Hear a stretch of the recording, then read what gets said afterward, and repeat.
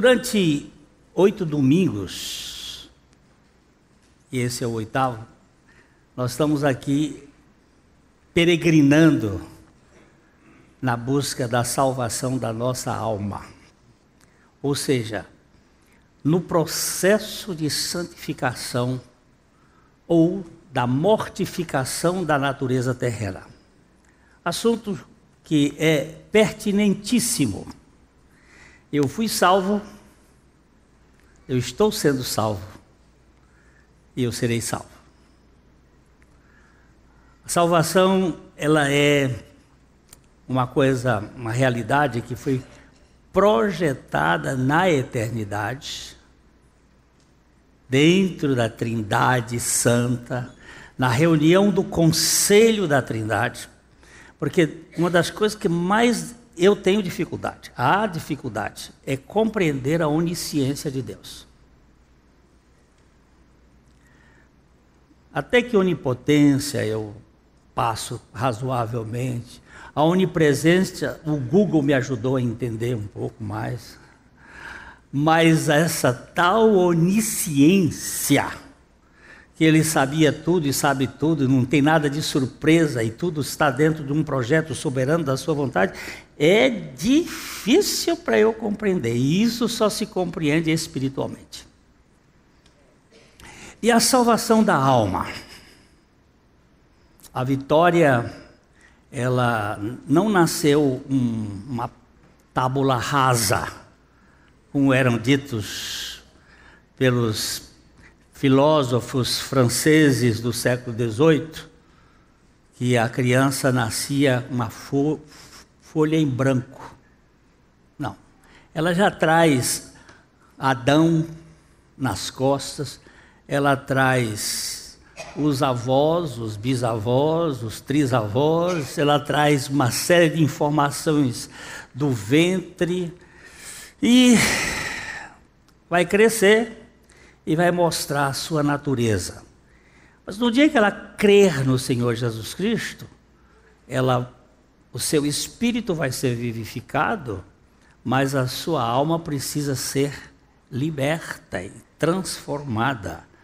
Porque a nós trazemos esse currículo da nossa alma, que é tremendo. Todos os traumas, todos os fatos da nossa vida, todas as lembranças bioquímicas da gestação da mãe precisam ser tratadas pela obra da cruz de Cristo. E a salvação da alma é isto. Aqui nós lemos no Salmo 124, versículo 7. Salvou-se a nossa alma, como um pássaro do laço do passarinheiro. Quebrou-se o laço e nós nos vimos livres. De novo, Pai, e nós carecemos. E vamos carecer sempre da Tua iluminação e da Tua visão, para que nós sejamos tratados por Ti e que o Teu Espírito fale conosco. Em nome de Jesus. Amém. Temos andado aqui na via da salvação da alma sobre a compreensão de que o ser humano foi criado em 3 partes, corpo, espírito e alma. Mas, em consequência do pecado, a humanidade tornou-se dicotômica em face da sua morte espiritual. 3 partes. Aqui alguém já disse assim que ficou demarcado como a forma didática de tentar mostrar. Corpo, espírito, alma. Criação. Corpo, espírito, alma. Corpo, físico, 3 dimensões. Espírito, transcende, outra dimensão. Alma é uma mistura. Eu sinto, entendo, tenho vontade, mas ela também tem algo espiritual, alguma coisa que ela sai, vai, ela fala as 2 linguagens. Essa é a ordem da criação. Por uma razão que a razão não sabe explicar, o homem pecou. E essa parte espiritual morreu. O homem ficou corpo e alma, espírito morto. Tentamos explicar, já escrevi um artigo sobre isso, eu acho que é do próximo domingo. O ovo tem 3 partes. O ovo tem casca, tem clara e tem gema. Tem ovo de galinha galada e ovo de galinha sem galo. Os ovos são iguais. Tem casca, clara e gema. Tá certo? Tá compreensível. O que acontece o ovo de uma galinha de granja que não tem galo? Se você põe ele debaixo de uma galinha ou numa chocadeira, o que acontece no final de 21 dias? Tá goiro. Por quê? Porque ele não tem o esperma aqui. Ele não tem vida aqui. Você já pegou um ovo de galinha galinha caipira e quebrou? Quantos aqui? Deixa eu ver se já viram. Já viu? Você já viu que no meio da clara tem um trecinho branco diferente? Aquele trocinho branco ali é um conjunto de espermas que vem do galo. Aqui ele não... A da galinha de granja não tem aquilo. Ele não tem a vida. É como se isso aqui tivesse morto. Não tem a vida. Ele tem isso aqui, está aqui, mas aqui não tem vida. Então nós, quando pecamos, nós deixamos de ter a vida de Deus em nosso espírito. Ok? Agora, na regeneração nós ganhamos vida aqui e muda de posição. Aí a revelação bíblica passa, bota isso aqui e troca isso para cá e põe isso aqui. Que a vida de Deus, ela é espírito, alma e corpo, mas não é mais corpo, espírito e alma. Há um novo homem com uma nova perspectiva. É como a Bíblia revela. Então, o corpo de Adão foi feito do pó da terra. Deus lhe soprou o espírito das vidas. O ser humano se tornou uma alma vivente. O corpo biológico se relacionava com o mundo físico, o espírito com Deus, e a alma servia de intermediário entre as duas esferas, física e espiritual. Com o advento do pecado, o ser humano foi desconectado de Deus, perdendo a sua função espiritual. E com o espírito morto, a alma tenta desempenhar essa função.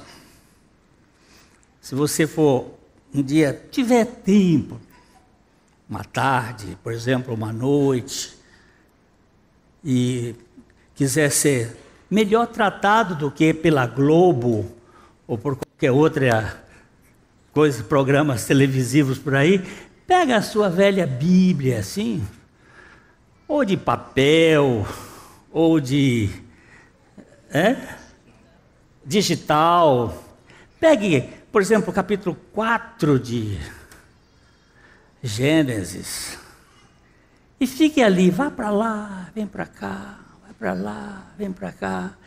Comece a descobrir como é que a religião se instaurou e como é que Deus mostra o evangelho ali dentro. Tem tanta coisa linda. E você vai descobrir que existe uma religião de suor, que é da alma. Ela quer produzir alguma coisa na base da sua ação humana. A religião de Caim.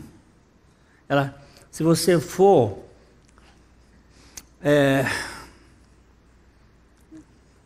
Aqui em Londrina tem algumas academias de fazer ginástica. Várias delas. Tem umas que é impossível de você entrar. Há um cheiro ácido até eu que perdi parte do meu olfato, não dá para entrar. O cheiro de sovaco. Aquele ardume de halterofilista. Eu faço numa que tem janela aberta, que a gente não sente esse cheiro. Você faz a ginástica, mas sem cheiro. Gente, eu fico impressionado com igrejas em que o sujeito tem que carregar Deus nas costas. Que a vida espiritual dele é botar Deus no pescoço, como o Apolo, e carregar Deus nas costas. Isso é terrível. Porque o Salmo me ensina assim: como uma criança amamentada no colo da sua mãe, assim é a minha alma para contigo, ó Deus. E eu vendo e chorando, e mama, e a filha meio preocupada, porque... E quando a bichinha encheu o pandurro, e o pandurro... E eu vejo, queridos, que ficou junto aqui, enfoque dicotomizado. O ser humano, sua mente natural ou psíquica, não entende aquilo que do ser humano desterrado do Éden.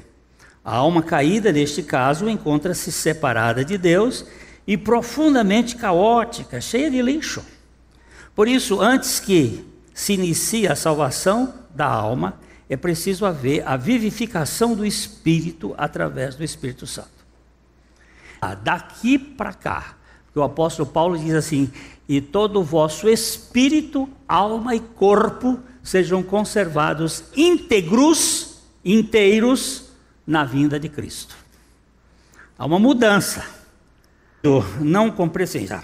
O ser humano foi criado corpo, espírito e alma. Então muda todo o processo de entendimento, fazendo com que o ser humano seja visto como espírito, alma e corpo. Hoje eu posso dizer assim: eu sou um espírito que se manifesta por uma alma através de um corpo. Vivificante em Cristo Jesus. Eu não sou mais a paz, vos santifique em tudo, e o vosso espírito, alma e corpo, nosso Senhor Jesus Cristo. Uma olhadinha, só curiosidade, que não tem nosso Senhor Cristo Jesus, mas nosso Senhor Jesus Cristo. Isso tem tudo a ver, porque antes da sua encarnação, ele era Cristo.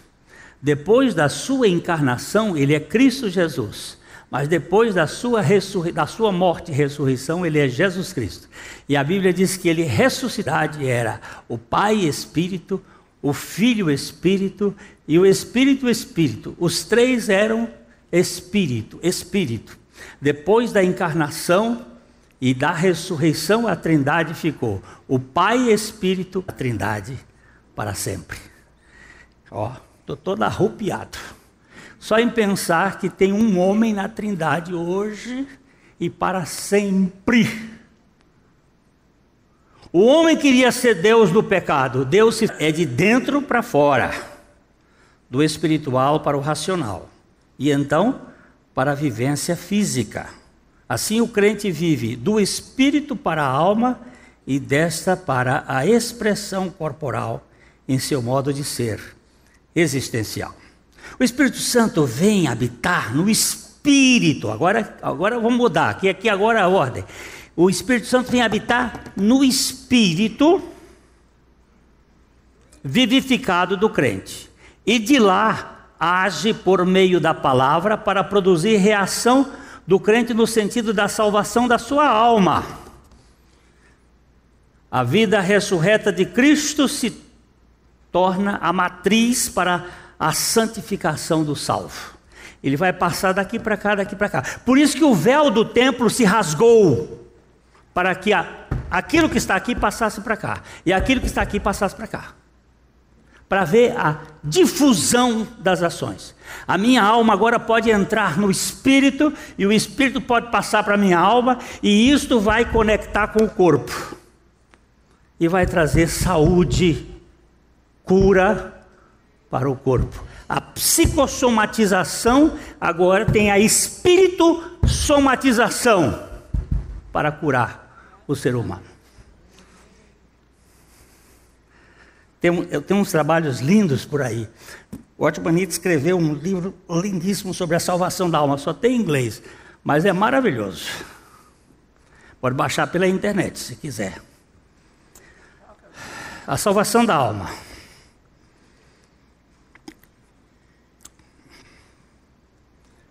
A salvação da alma não é um ato isolado de um único evento. É um processo ao qual todos nós devemos prestar séria atenção. Não é algo que Deus fez sozinho, como na criação do mundo ou na regeneração do espírito, porém uma obra em que o crente responde ao seu espírito regenerado, do seu espírito regenerado de dentro para fora a ação divina. Deus vai falar com o meu espírito e de dentro o meu espírito e a minha alma vão se conectar. Vai haver uma interação. Isto é didático, gente. Eu só estou usando a figura didática. Mas é uma integralização total. É algo integralizado. Porque eu não posso dividir a anatomia que o médico faz lá, o estudo de anatomia, é só para dizer como é que funciona. Mas existe uma fisiologia. Estou falando bobagem aqui? Então é uma função integrada. Isso é só didático, para se entender como é que funciona a coisa. Os nossos pais pecaram quando estavam fora da intimidade com Deus. Foi num momento de desatenção ao receberem a visita da cobra. Eles foram seduzidos pelo desejo de entendimento, como mostra o texto de Gênesis 3:6. Vendo a mulher que a árvore era boa para se comer, agradável aos olhos e árvore desejável para dar entendimento, tomou-lhe do fruto e comeu. E deu ao marido e ele comeu. Aquele momento, se você for estudar a palavra com mais atenção, Deus não estava presente no sentido relacional. Ele está presente porque Ele é presente em todos os momentos. Mas eles não tinham a conscienciosidade, que é uma palavra que não temos em português. Mas é uma palavra que existe em inglês, por exemplo, consciousness. Consciousness. Consciousness é conscienciosidade. É aquele estado de consciência permanente.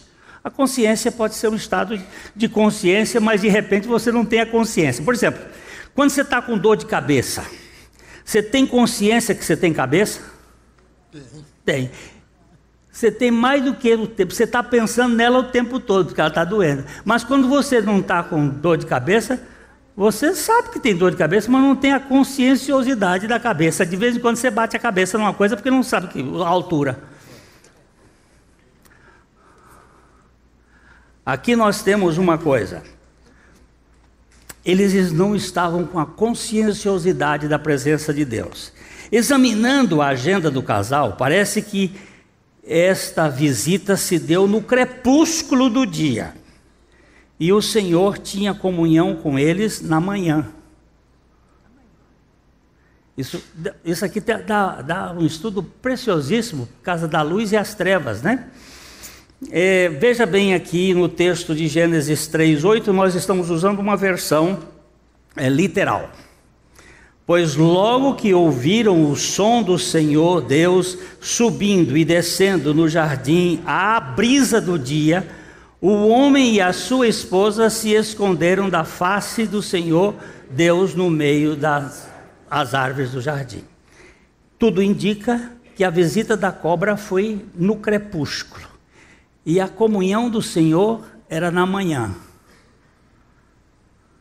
Neste período que eles estavam trabalhando lá no jardim, porque eles eram operários jardineiros, eles estavam ali mexendo. Isso aqui é tudo liberdade de poder pensar. Não está, mas eles estavam lá trabalhando e de repente apareceu a cobra. A visita da cobra vai cobrar, o cobra deles uma coisa. Vocês sabem que vocês podiam ser Deus? Eles tinham sido criados à imagem de Deus. Vocês podem ser Deus. Aí a Eva diz, isso é um poema de T.S. Eliot. Cadê você? Estou na noite da alma, perdido. É o homem que vira ateu, que vira à toa. Qualquer história do pecado tem um enredo de esconderijos. Aquele casal costurar folhas de figueira da graça.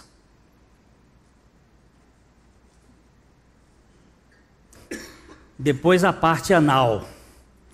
E depois fica esse erotismo. Quando eu vejo alguém dizer assim, me dê um abraço sexual.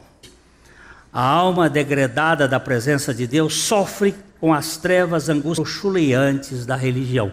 Isso é um pouco poético para dizer algumas coisas que o profeta Isaías vai contar sobre Jesus, que ele andou em trevas sem nenhuma luz e coisa feita aqui neste mundo. Você vai verificar que isso começou nos babilônios, deu no seu espírito. Porque a luz do homem está no espírito. A mania da serpente de ser como Deus. Há uma síndrome de onipotência, síndrome de autonomia e independência gerenciando a conduta de alguém que não sabe o que... Alguém aqui sabe o que é biruta? Sabe? O que é biruta? Vento. Aquele coador de vento que roda assim, ó. O vento sopra, ele roda para onde soprar. E assim a alma é a biruta tonta. Qualquer vento vira para cá, é aqui, é desse jeito. O outro vai, fica, não tem certeza. Que? Agora, o Espírito Santo, eu recebi o Espírito. O que eu vou fazer agora? Aí vem não sei quantas histórias, aí o sujeito fica correndo para cá. Aquela, lá, a bênção de Deus enriquece. Aí o sujeito começa a buscar prosperidade para ver. E corre, e vai de um lado, e sai da igreja batista, e vai para a igreja assembleia, e sai da igreja assembleia, e vai para a igreja renovada do outro grupo, e sai daquela, e vai para a igreja católica, e vai para não sei para onde, e vai não sei para onde.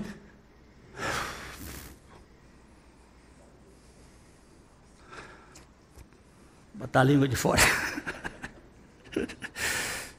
Que dê a sua confiança onde está. O velho Paulo diz assim, eu sei em quem tenho crido, e estou bem certo de que Ele é poderoso para guardar o meu depósito até o dia final. Eu sei, não vou para lado nenhum, vou ficar aqui. Para que iremos nós, se só Tu tens as palavras da vida eterna? O ser humano pós-pecado é um tabuleiro de complexidade idealizada.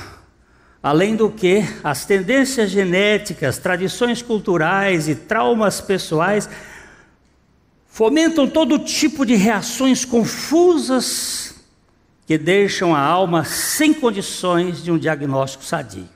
A alma do gênero adâmico, em geral, sofre de alguma dúvida, desordem ou doença psíquica.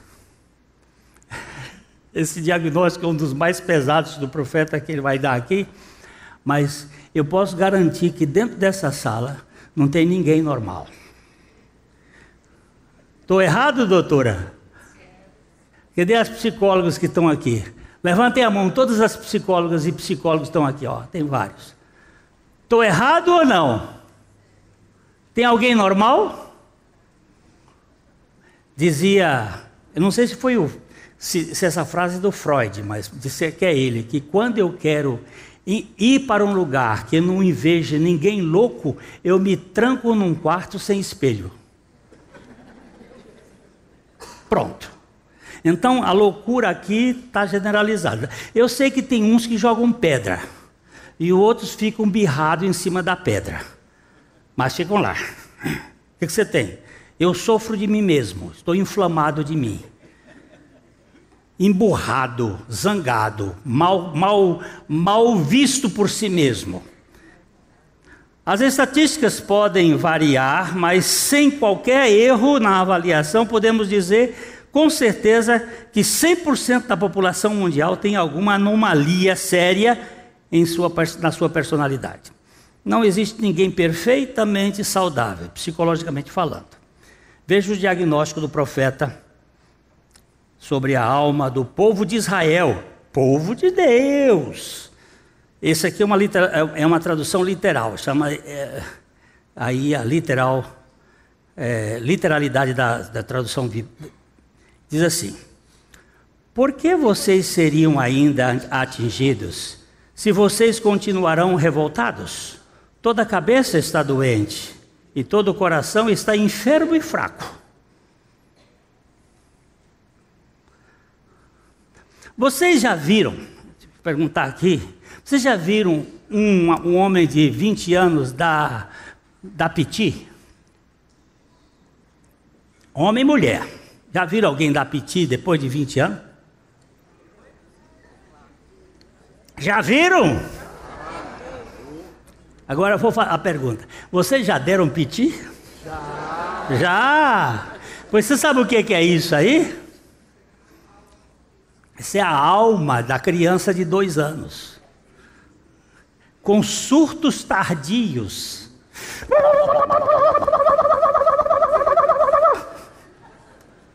Eu quero. Mas é uma coisa. A criança, quando bate no carro, encosta e já sai. Eu já contei aqui da moça, eu fui jantar na casa deles. A moça lá em São Paulo,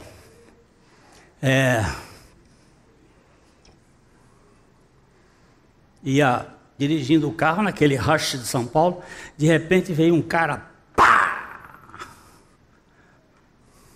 E ela desce do carro, ele desce, ela desce, olhou, deu um sorriso e disse: viu o que você fez com o carro de Deus? Aí o cara disse: o quê? Carro de Deus. Que história é essa? Você está ficando doida? Ele disse: não, esse carro não é meu. Esse carro é de Deus. Aí ele disse assim: moça, não precisa, está aqui meu cartão, eu sou advogado, papapá, você pode mandar consertar esse carro, mas eu quero o seu cartão. Aí ela deu o cartão dela e eu fui a jantar na casa deles, casados. E ele me disse o seguinte: aquela mulher mostrou alguma coisa que eu nunca tinha visto na minha vida. Eu bati no carro dela, eu amassei o carro dela. E ela saiu com um sorriso. Sabe o que ela tinha, que eu não tinha? Ela tinha Jesus. Foi ela que me levou a Jesus. Mas ela tinha alma. Só que a alma dela já tinha sido tratada de um certo ponto, até certo ponto, para suportar uma batida de carro.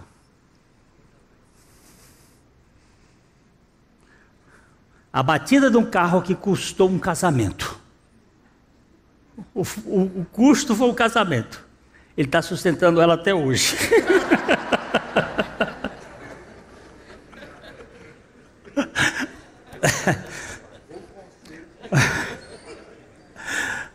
Esse é o diagnóstico preciso. Olha aqui.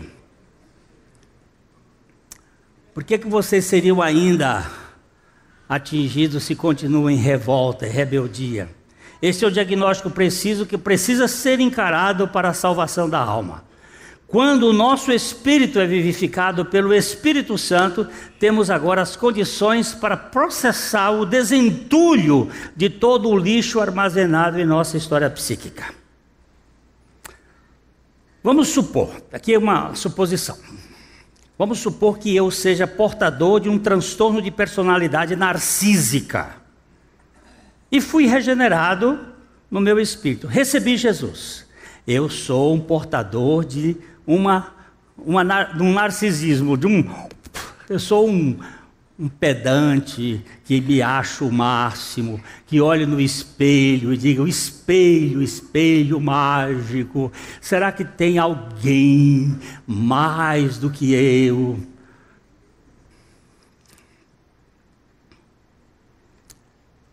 Este tipo é caracterizado por uma visão exagerada de si mesmo, quadro clínico chamado grandiosidade. O sujeito sofre de grandiosidade. Ele tem uma certa onipotência. Oswaldo de Loreto era um psiquiatra de São Paulo, que ele fazia um grupo de pessoas que trabalhavam na Colina Verde, e ele dizia assim, Pará, por que você é tão hipócrita? Ele disse, você acha? Ele disse, não, você esconde a sua alma, você esconde a sua vida.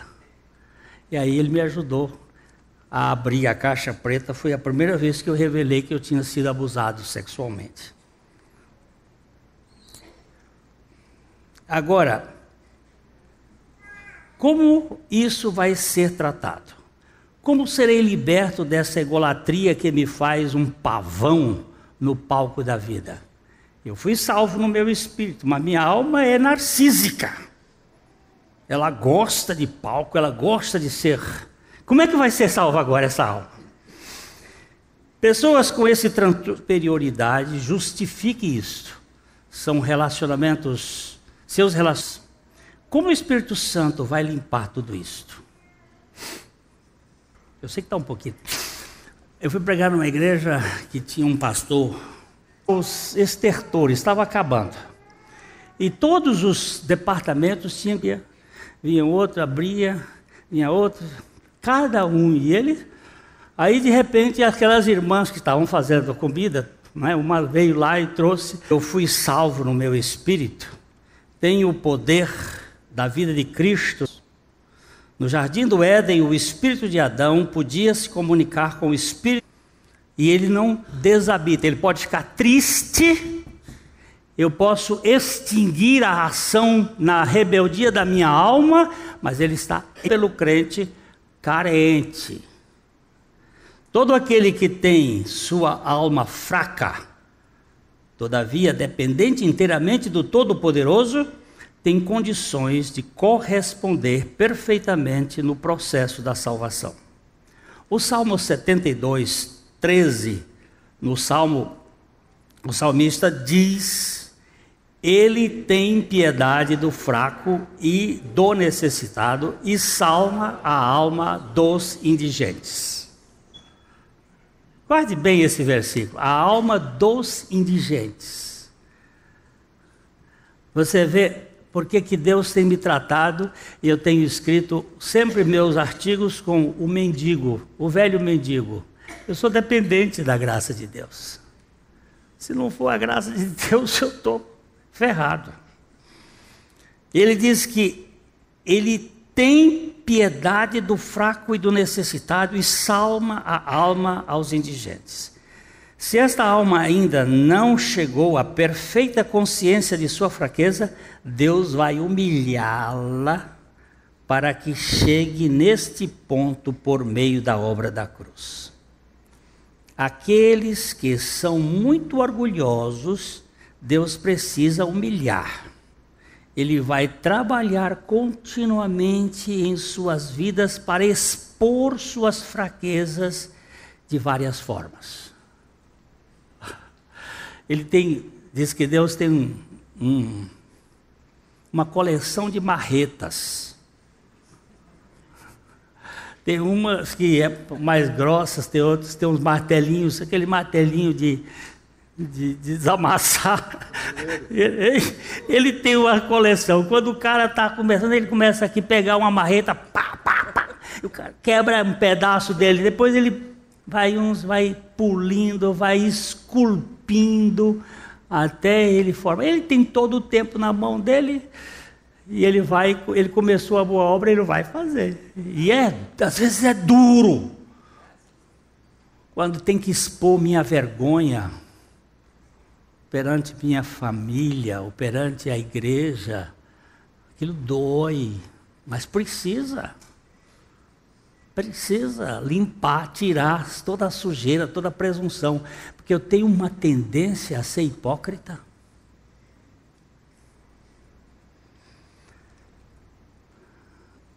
Se já fomos salvos do Espírito pela obra de Cristo crucificado, seremos salvos em nossa alma pela vida ressuscitada de Cristo, manifestada em nosso homem interior. No meio de nossa comorte, por meio de nossa comorte com Cristo, expondo nossas fraquezas. A tradução literal diz assim: vamos sempre nos envolvendo com a morte do Senhor Jesus em nosso corpo, para que também a vida de Jesus seja revelada em nosso corpo mortal. 2 Coríntios capítulo 4, verso 10. Essa tradução literal, ela só tem em inglês, e aqui a gente tem que adaptar um pouquinho ela para dar um sentido, mas é mais ou menos isso. Vamos sempre nos envolvendo com a morte do Senhor Jesus em nosso caminhar diário. A salvação da nossa alma é uma estrada de quebrantamento permanente até que cheguemos à plena dependência do Pai. Deus, em sua graça, vai nos demovendo de toda a autoconfiança e fazendo-nos inteiramente dependente dEle. Nossa entrada em tudo aquilo que Jesus comprou para nós requer nossa fé e obediência. Ele fez sua parte, pagou o preço que era necessário. Agora só precisamos crer e obedecer. Aquilo que foi feito aqui, agora Ele vai fazendo aqui. Eu tenho muita expectativa de que até o dia da minha sepultura, do meu sepultamento, vai haver evolução nessa formação de Cristo em mim. Eu vou ficar mais dependente dele. A Livraria PIB Londrina procura selecionar cuidadosamente seus títulos e autores a fim de oferecer um conteúdo alinhado com o Evangelho de Jesus Batista em Londrina. Visite a Livraria PIB Londrina e conheça ainda mais.